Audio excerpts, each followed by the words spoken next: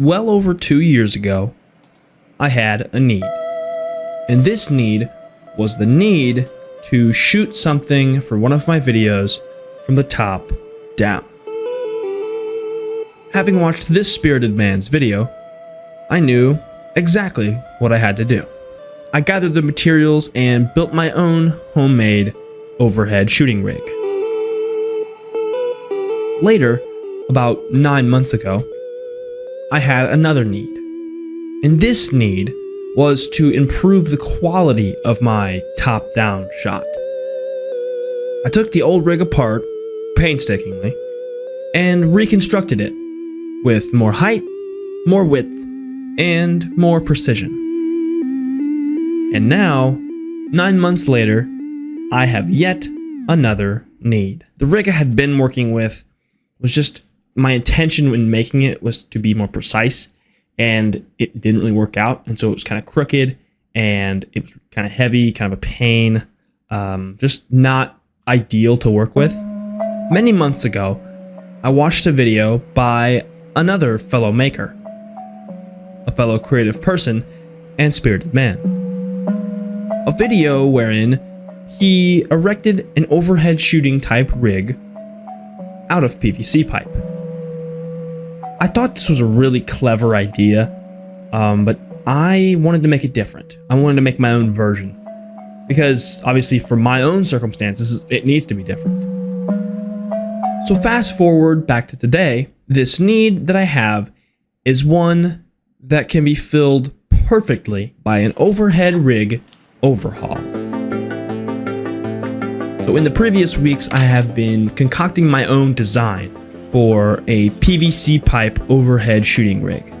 I've been drawing, shopping, pricing, planning, a lot more planning than I usually do. And now, I finally have it. I finally have my design. In order to gather all of the needed supplies, I need to go to Menards. Gotta hurry though, they close soon. I've done the math, and I decided I need like 26 feet of PVC pipe. Of the size I needed, they only had 5-foot and 10-foot pieces, so I ended up getting 30 feet of pipe. On top of the pipe itself, I'm going to need a lot of connection pieces. And on top of the pipe stuff, I'm going to need some additional tools and hardware, like screws and a pipe cutter. After gathering the needed materials and making it home without losing all the pipe out of my car, well, that'll work. It's time to get to work. Alright, so first thing I need to do is get this 30 feet of pipe and cut it to length. So one pipe is going to need to be cut into 10 equal feet. So just to check the work, a little more than 10 feet actually, that's nice. It took me a second to get the pipe cutter figured out, but I eventually got it. Ah, there we go. Pop! That's our first piece of pipe.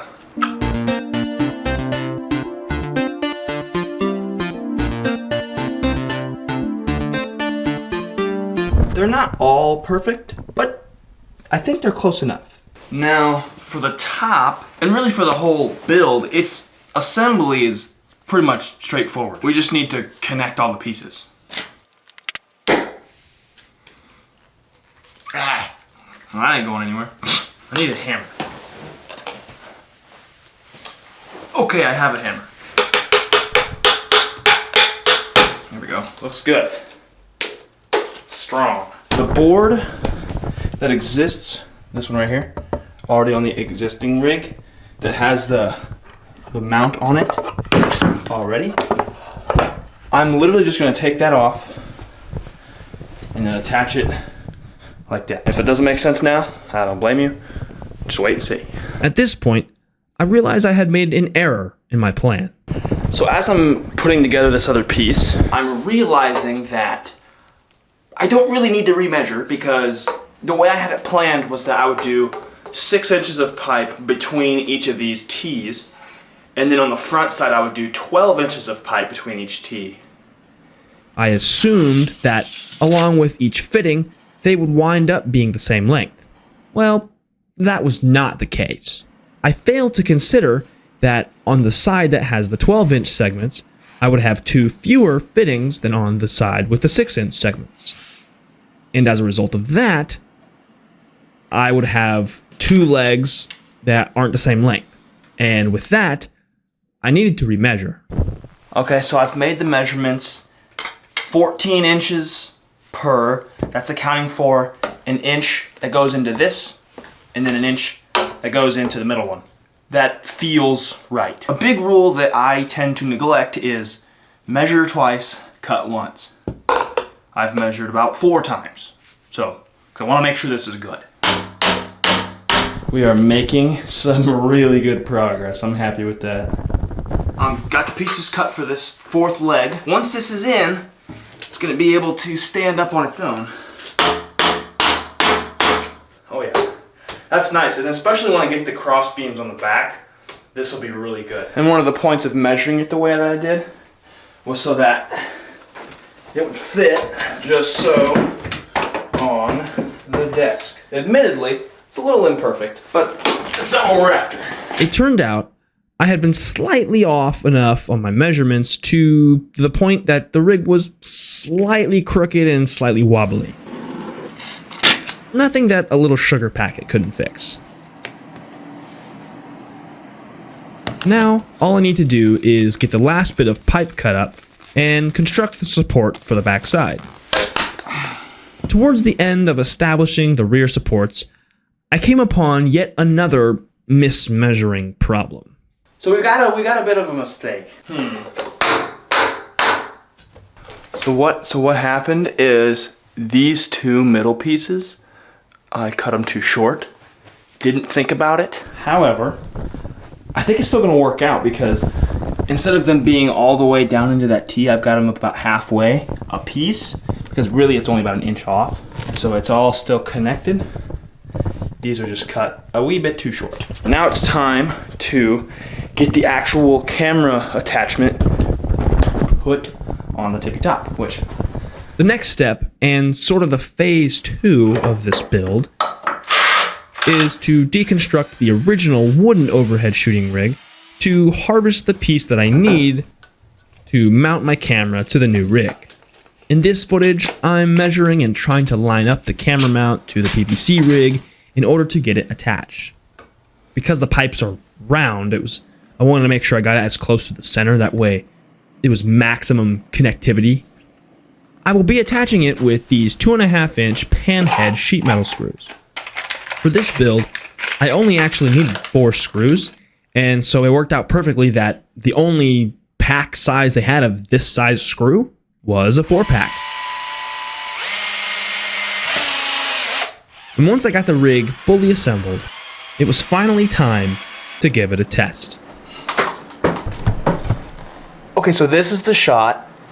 I have a couple issues with it. First of all, obviously the desk, there's some overhang, and we can see this bottom pipe, which kind of works out in my favor because I, mismeasured down here. So what I'm gonna do with this is I'm actually gonna take this bottom support off because realistically it's strong, it's fine. That does a couple of things. That allows me to not see the pipe anymore. It clears up the shot a little bit. I can push the rig further back into the desk depth-wise, meaning that I won't have the overhang. And also, this monitor right here, it's kind of stuck, it's kind of in the way.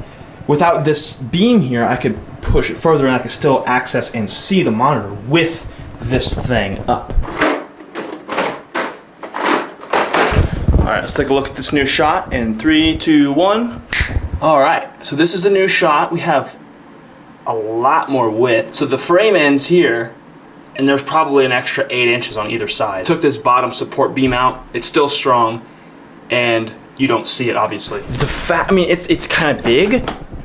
Okay, it's big, but it's big in a good way because it's kind of out of the way. Like, obviously, it's tall, it's long, but the amount of space this thing takes up on the actual desk is about that much times 4. And that, I think, and that was part of the design, was making it to where I could have it on my desk and really leave it if I wanted to. And now that the PVC overhead shooting rig is complete, there's only one thing left to do. I have been dating these builds as a way to look back and see when I made a thing. Especially in the case of the overhead rig, I've rebuilt it 3 times now. Each date represents a step in the evolution of this rig, even through messing up, making subpar measurements, and just plain imperfections. I am extremely happy with this build. I had a plan that I drew up from scratch and made it into a real thing. And as a creative person, that is my favorite thing to do.